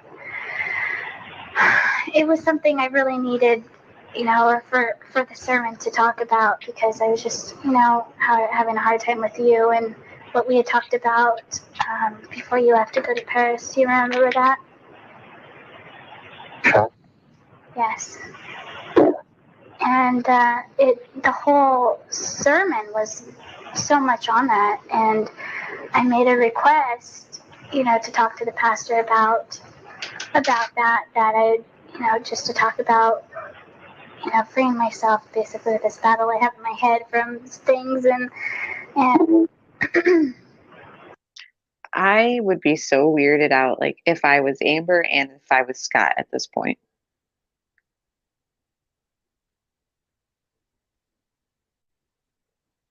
Are you muted, Kelly? Yeah, I was. Yeah, I agree. The whole conversation is just very weird. And right, and it's nothing against her talking about church. It's more to do with her No. saying that like she has like problems or whatever she had just insinuated. Mm-hmm. Like I'd be like, yeah, she's gone through a lot too. Like yeah, you're dating this guy and then this happens. Like she's working with police. I mean, I'd be so anxious I over the know. whole thing. And so, Sunday was really good for me, and really eased myself about a lot of things, and, just to really put that out to God. And so it was good. It was a good Sunday for me. But I just miss you so much. And, I was thinking, you've heard that expression how, what is it? I just totally went blank about the expression about how the absence makes the heart grow fonder. And, I've really been thinking about that, because that's been, people have said that so many times, and it's hard for me to understand. Do they end up seeing each other again at this point? I don't believe so, but I'm not positive. I don't think that they saw each other after, like sometime in December, before Lacey was missing. And it's convenient for Scott because she thinks that he thinks that he's fooled her and that she thinks he's in Paris. So he is just like pulling away from her. Yep. Like he's, patronizing her basically at this point, I feel. Mm-hmm. And it's just amazing and incredible how, that's so true, because I miss you so much, and I just wish you were here, and I could be with you. And it's just, I'm just waiting, anticipating the day that I get to, see you again.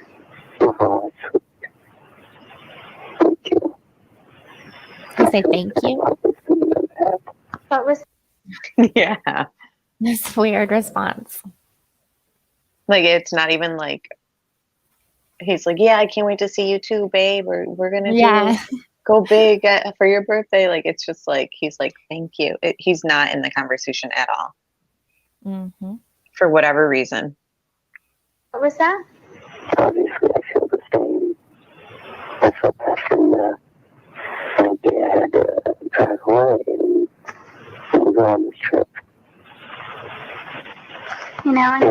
Yes, I'm here. I keep feeling like I wish I would have, verbalized more to you before you had left about how I felt about you and everything, and that, bothers me. Because, why? I mean, it shouldn't. It's understood. It's understood? Yeah, I don't think you have to say it. It shouldn't bother you. Well, it bothers me because, I'm not going to see you for so long, and to have all these feelings bottled up is just so hard for me not to be able to express them, because because phone calls, at the same time, I had said to you, at least if I don't get to see you, if I could talk to you every day, it would mean so much because I can't see you. But at the same time, phone calls are impersonable to a point. Right. But yet are, an open door to communication, of course. But it's just, just the feelings that I have and the experiences that, we talk about and everything. Just, it's so hard that I'm not going to see you for, what is it? I don't even know when you're coming back. Yeah, well, less than a month now. What was that? Less than a month now. Less than a month now? Yeah, less than a month now. She's like, less, did I hear you correctly? Like, she sees it probably as odd too, regardless of what she thinks right now. Like, he's weird, he's awkward. And like, Yeah, what is he he is thinking? annoying. Like, does he think that in less than a month the situation will be worked out? Right, like, yeah, he'll probably just I don't know, he probably is just, either way, it's crazy. C-Dub, thanks for being here. She said she talks like a little girl. Maybe NK wanted to be her. That's weird to think about. Ooh. I mean, she did look her up. Yep. And who knows what she looked up before or on her laptop. They didn't get that. So, and people have alleged that NK's picture in the Denver Post article, she mimics pictures that came out of Amber Frey. In a month? Yeah. It's better for me at least. It's better for you? Well, it's, kind of lessening. We've gone through, many days. That's each other, so we're knocking down the days. Well, yeah, the days are getting, it's getting closer, right? Yeah, of course. So, I know you said before you'll be back, by my birthday, so what do you anticipate plan for? Do you have anything in mind? Your birthday? Yeah. Oh, I have to come with something good. You haven't came up with anything then? I want to. No. Kicking around ideas. What? Share them with me. Oh, no. Because I think it'd be a surprise. So what about that? He's thinking about, he's got a few ideas for her birthday, but he won't share because he wants it to be a surprise. I just don't think he even cared. Right.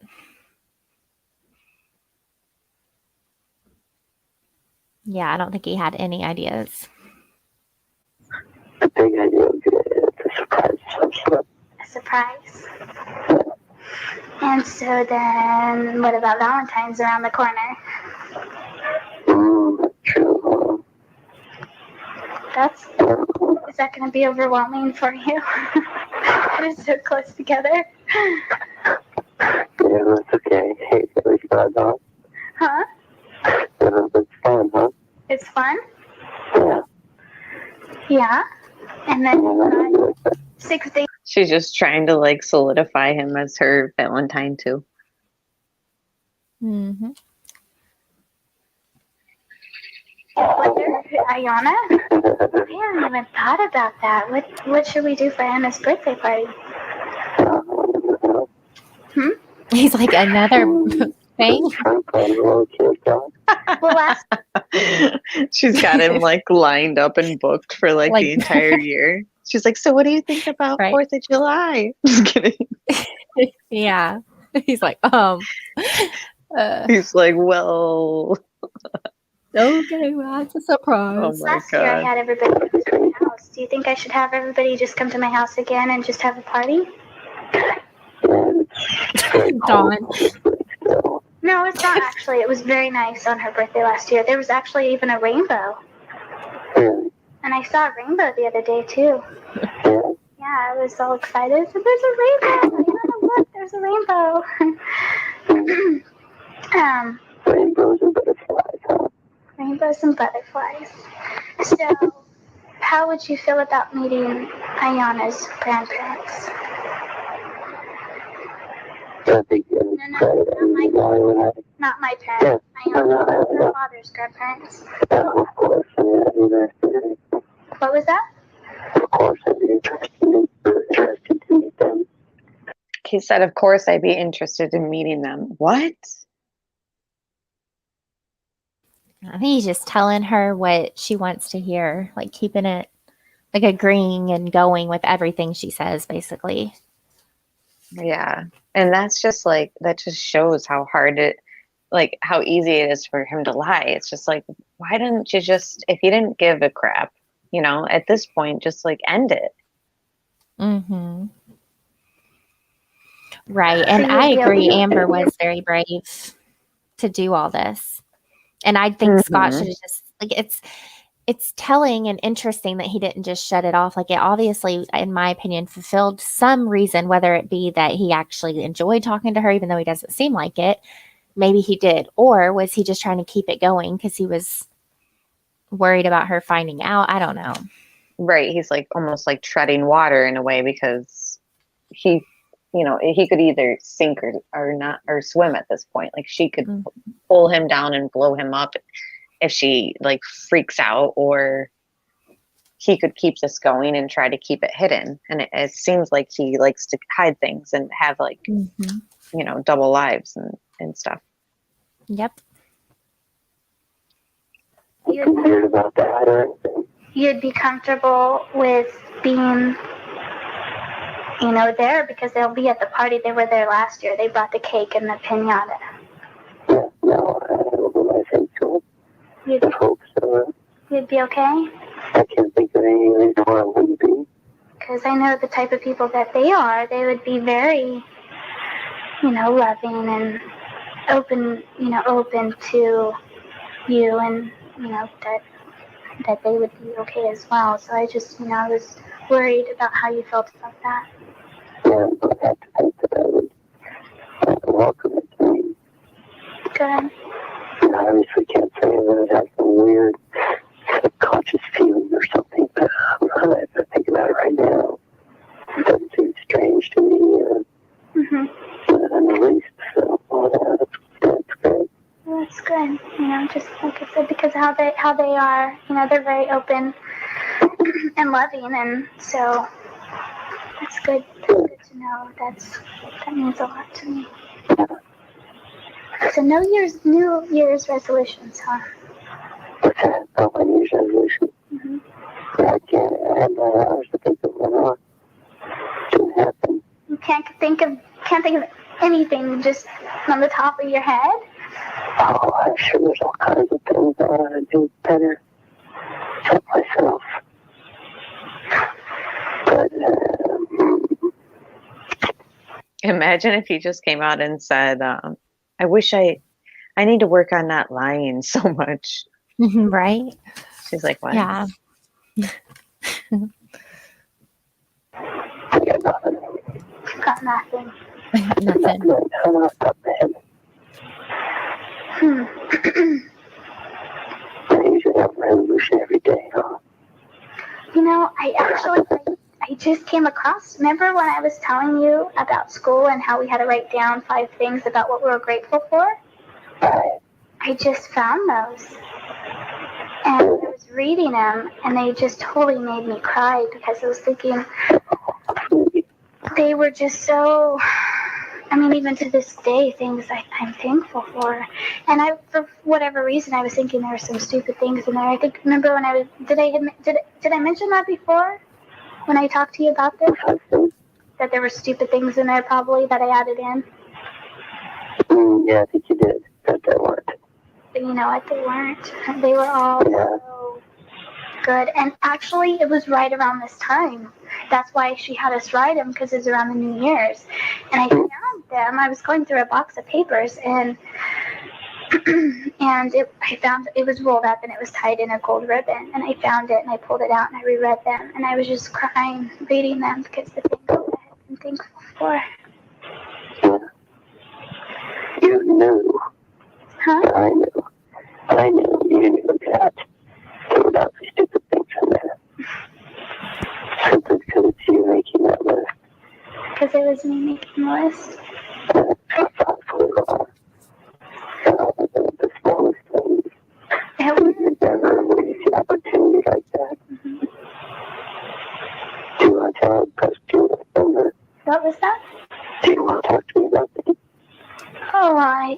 have them in front of me, and it'd be hard to rephrase them. But, so did you have a chance to write me? What was that? The postcard, yes. Oh, you did? And I started on a letter. That would be so wonderful. And I'm finding it hard. Why? So many possible topics. Will you just narrow it down to one and write about it? Whatever comes to mind. I mean, Instructing him how to write to her. Right. And it's like, yeah, of course she's just saying certain things too, just to give to the police. But it's just funny how like he's just going along with it. Like, I don't know. To me, this conversation is so weird. Like, not even just her. That like, is true. I mean, she's pulling the conversation in certain directions for the police. You know what I mean? But like, I think that's why she keeps emphasizing, like, what about your New Year's resolution? Because that could have revealed something or something. You know what I mean? But Exactly, like get him to slip up or whatever. yeah. But it's just like interesting, like his answers and stuff. It's like he does seem a bit detached, like we've stated, and obviously come to the conclusion that he's not in these conversations like deeply with Amber. He's not like, you know, talking on and on about things that she wants to talk to. Like, I just he's checked out, and it's just interesting and curious to know, like, for what reason, you know, the worry of his missing wife who's pregnant, and he's just, you know, carrying this affair on because who knows why, you know, he's sick and has problems, or is he just checked out because of what's going on and he's like worried that he's under scrutiny for murder. Right. And all of this time with these phone calls, it's like weird to believe by the prosecution team that at this point Lacey is in the San Francisco Bay and she is tied down by anchors, and this is just what was alleged, you know. So at this point Scott is lying and pulling along Amber for whatever reason, and we're to believe that Lacey is, you know, underwater at this point, and she loses her limbs and her head and arms because decomposition. And this is just what the prosecution team says. This isn't scientific. They never scientifically proved any of that could take place. And I figure we can stop there. Obviously we got like only a little bit, and this is just a few of their calls, but right. It's just interesting to see, you know, the first few phone calls and interactions between these two. It doesn't seem as though they're in this like whirlwind love affair and Scott's ready to run away into the sunset with Amber. What do you think? I agree. I think that if he was truly in love with Amber, I don't know if Scott's capable of love. I mean, I don't know, but yeah, I think his responses, yes, would have been different, at least to some. I guess we're not all the way through, but that's what I'm gathering from what I've heard so far, that she's trying really hard because she is working for the police. And I think it's great that she did that. I respect her for coming forward, etc. But yeah, I do think she was trying to steer it, and he just kind of wasn't going, like he wasn't interested in it. And he wasn't interested in it, but at the same time, it wasn't her over-aggression. Was it her just being, that's how she dates men or dated men at the time? Or is it because she's trying to get more information from the police? Either way, he's not like pushed off by it. For some reason, he just still goes along with the charade, even though you can, in my opinion, tell that he's just like not into it. Right. And that's where, again, I said earlier, and I struggle with, why didn't he just end it with her? Yeah, I do think he could have known he was being recorded. But even then, I would think that I don't know. Everyone's different, but yeah, just why didn't he? But yeah, if he thought he was being recorded, that's a really good point. He would have just kind of still spoken to her, but been careful. Yeah, and sometimes I feel like he does do that. Yeah. Like just in case. I mean, he had to know that she would come out eventually, I think. He was just kind of waiting for it. And he even said that. He said he felt that when Amber came out, people would stop looking for Lacey. And then apparently soon after they shut down the center headquarters, something like that, like the volunteers. Mm-hmm. So and that's another thing, Marshall, he was always lacking emotion. But Yeah. so was Casey Anthony. You know, it's like I want more forensics. And there's, I don't know, it's kind of a painful interview, but there's another interview with Scott where he it does seem like he forces tears out. Yeah. But it's like, is he it's hard to judge people how they deal with certain situations. You know what I mean? Mm-hmm. And that's when I think you have to kind of go back to childhood. And just when you look into the history of his family and his mother, I mean, was there a lot of emotion showing at home? Was there, you know, I just think like you can't completely convict someone on emotion when you, especially in this case, when you do have other evidence that it does point elsewhere, possibly. It's not like we're saying this and there's nothing, like no other possible scenario. There is an entire other possible scenario, and we'll get into all that. And the timeline, the defense fumbled, and yeah, and I think that even digging into his childhood, like you said, I think that would be interesting to look at. Mm-hmm. I do remember seeing that one video by Stephanie Harlow, but that was so long ago. I need to refresh it. It's a good one. She has like a few parts, but the first part does go a lot into the family. Gina said I read that his dad was emotionless too. Dynamics in history. Yeah. And his dad was the one who was saying it's, fairly normal for a man to have an affair, which it is. Yes. I mean, if we're looking at statistics, yeah. Mm-hmm. Sadly. But what are the statistics of like at a burglary across the street and witnesses seeing a van and people seeing her walking? Right. That's just a lot. And nowadays, I feel like a lot more people are aware of human trafficking and the dark web and people selling things on the dark web. I feel like people are a lot more aware of people stealing organs, etc. And these are just things that I think have progressed with the use of internet and just information being passed much quicker nowadays. Mm-hmm. This case was very much in the beginning of those stages. And, information might not have been out there about human traffickers or organ or people who steal organs and sell them on the black market. I think that there's a lot of talk of Satanism in this case too. Like there's just so many things that we'll have to look into. Mm-hmm. Yeah, there is a lot. And we will leave no stone unturned. Yeah, we're definitely going to be getting deep into the testimony at trial. Mm-hmm. And witnesses. Yeah. Yes. And the sightings in the neighborhood. I mean, we'll go through visuals.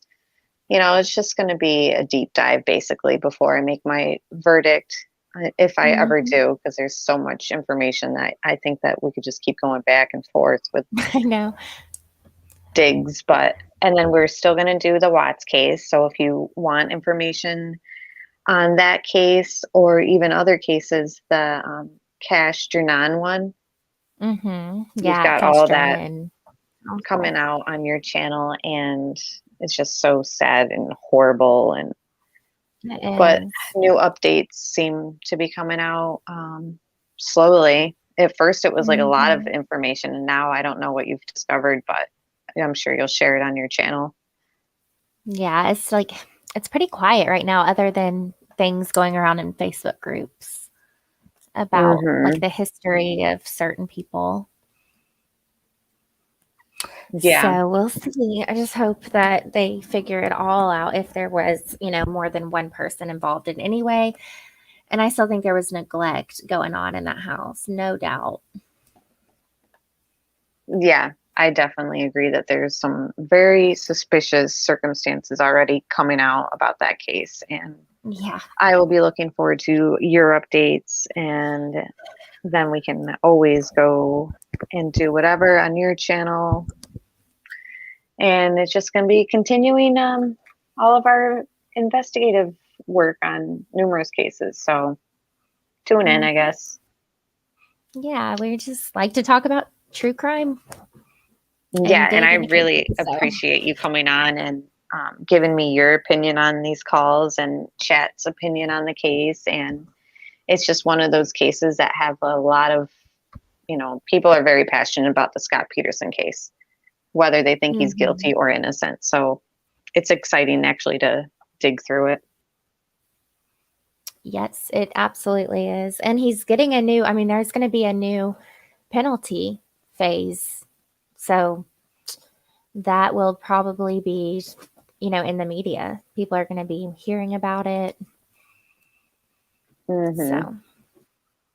All right. Well, I guess that will wrap it up, and we will continue this and obviously other things soon. So we'll be in touch, and thank you again. And thanks everybody in chat and my mods. And you guys have a good weekend. Yeah, thanks for having me. And as always, I enjoyed talking to you. And thanks everyone in chat for chatting and just being so respectful and open-minded and talking with us and each other. So good night. Bye.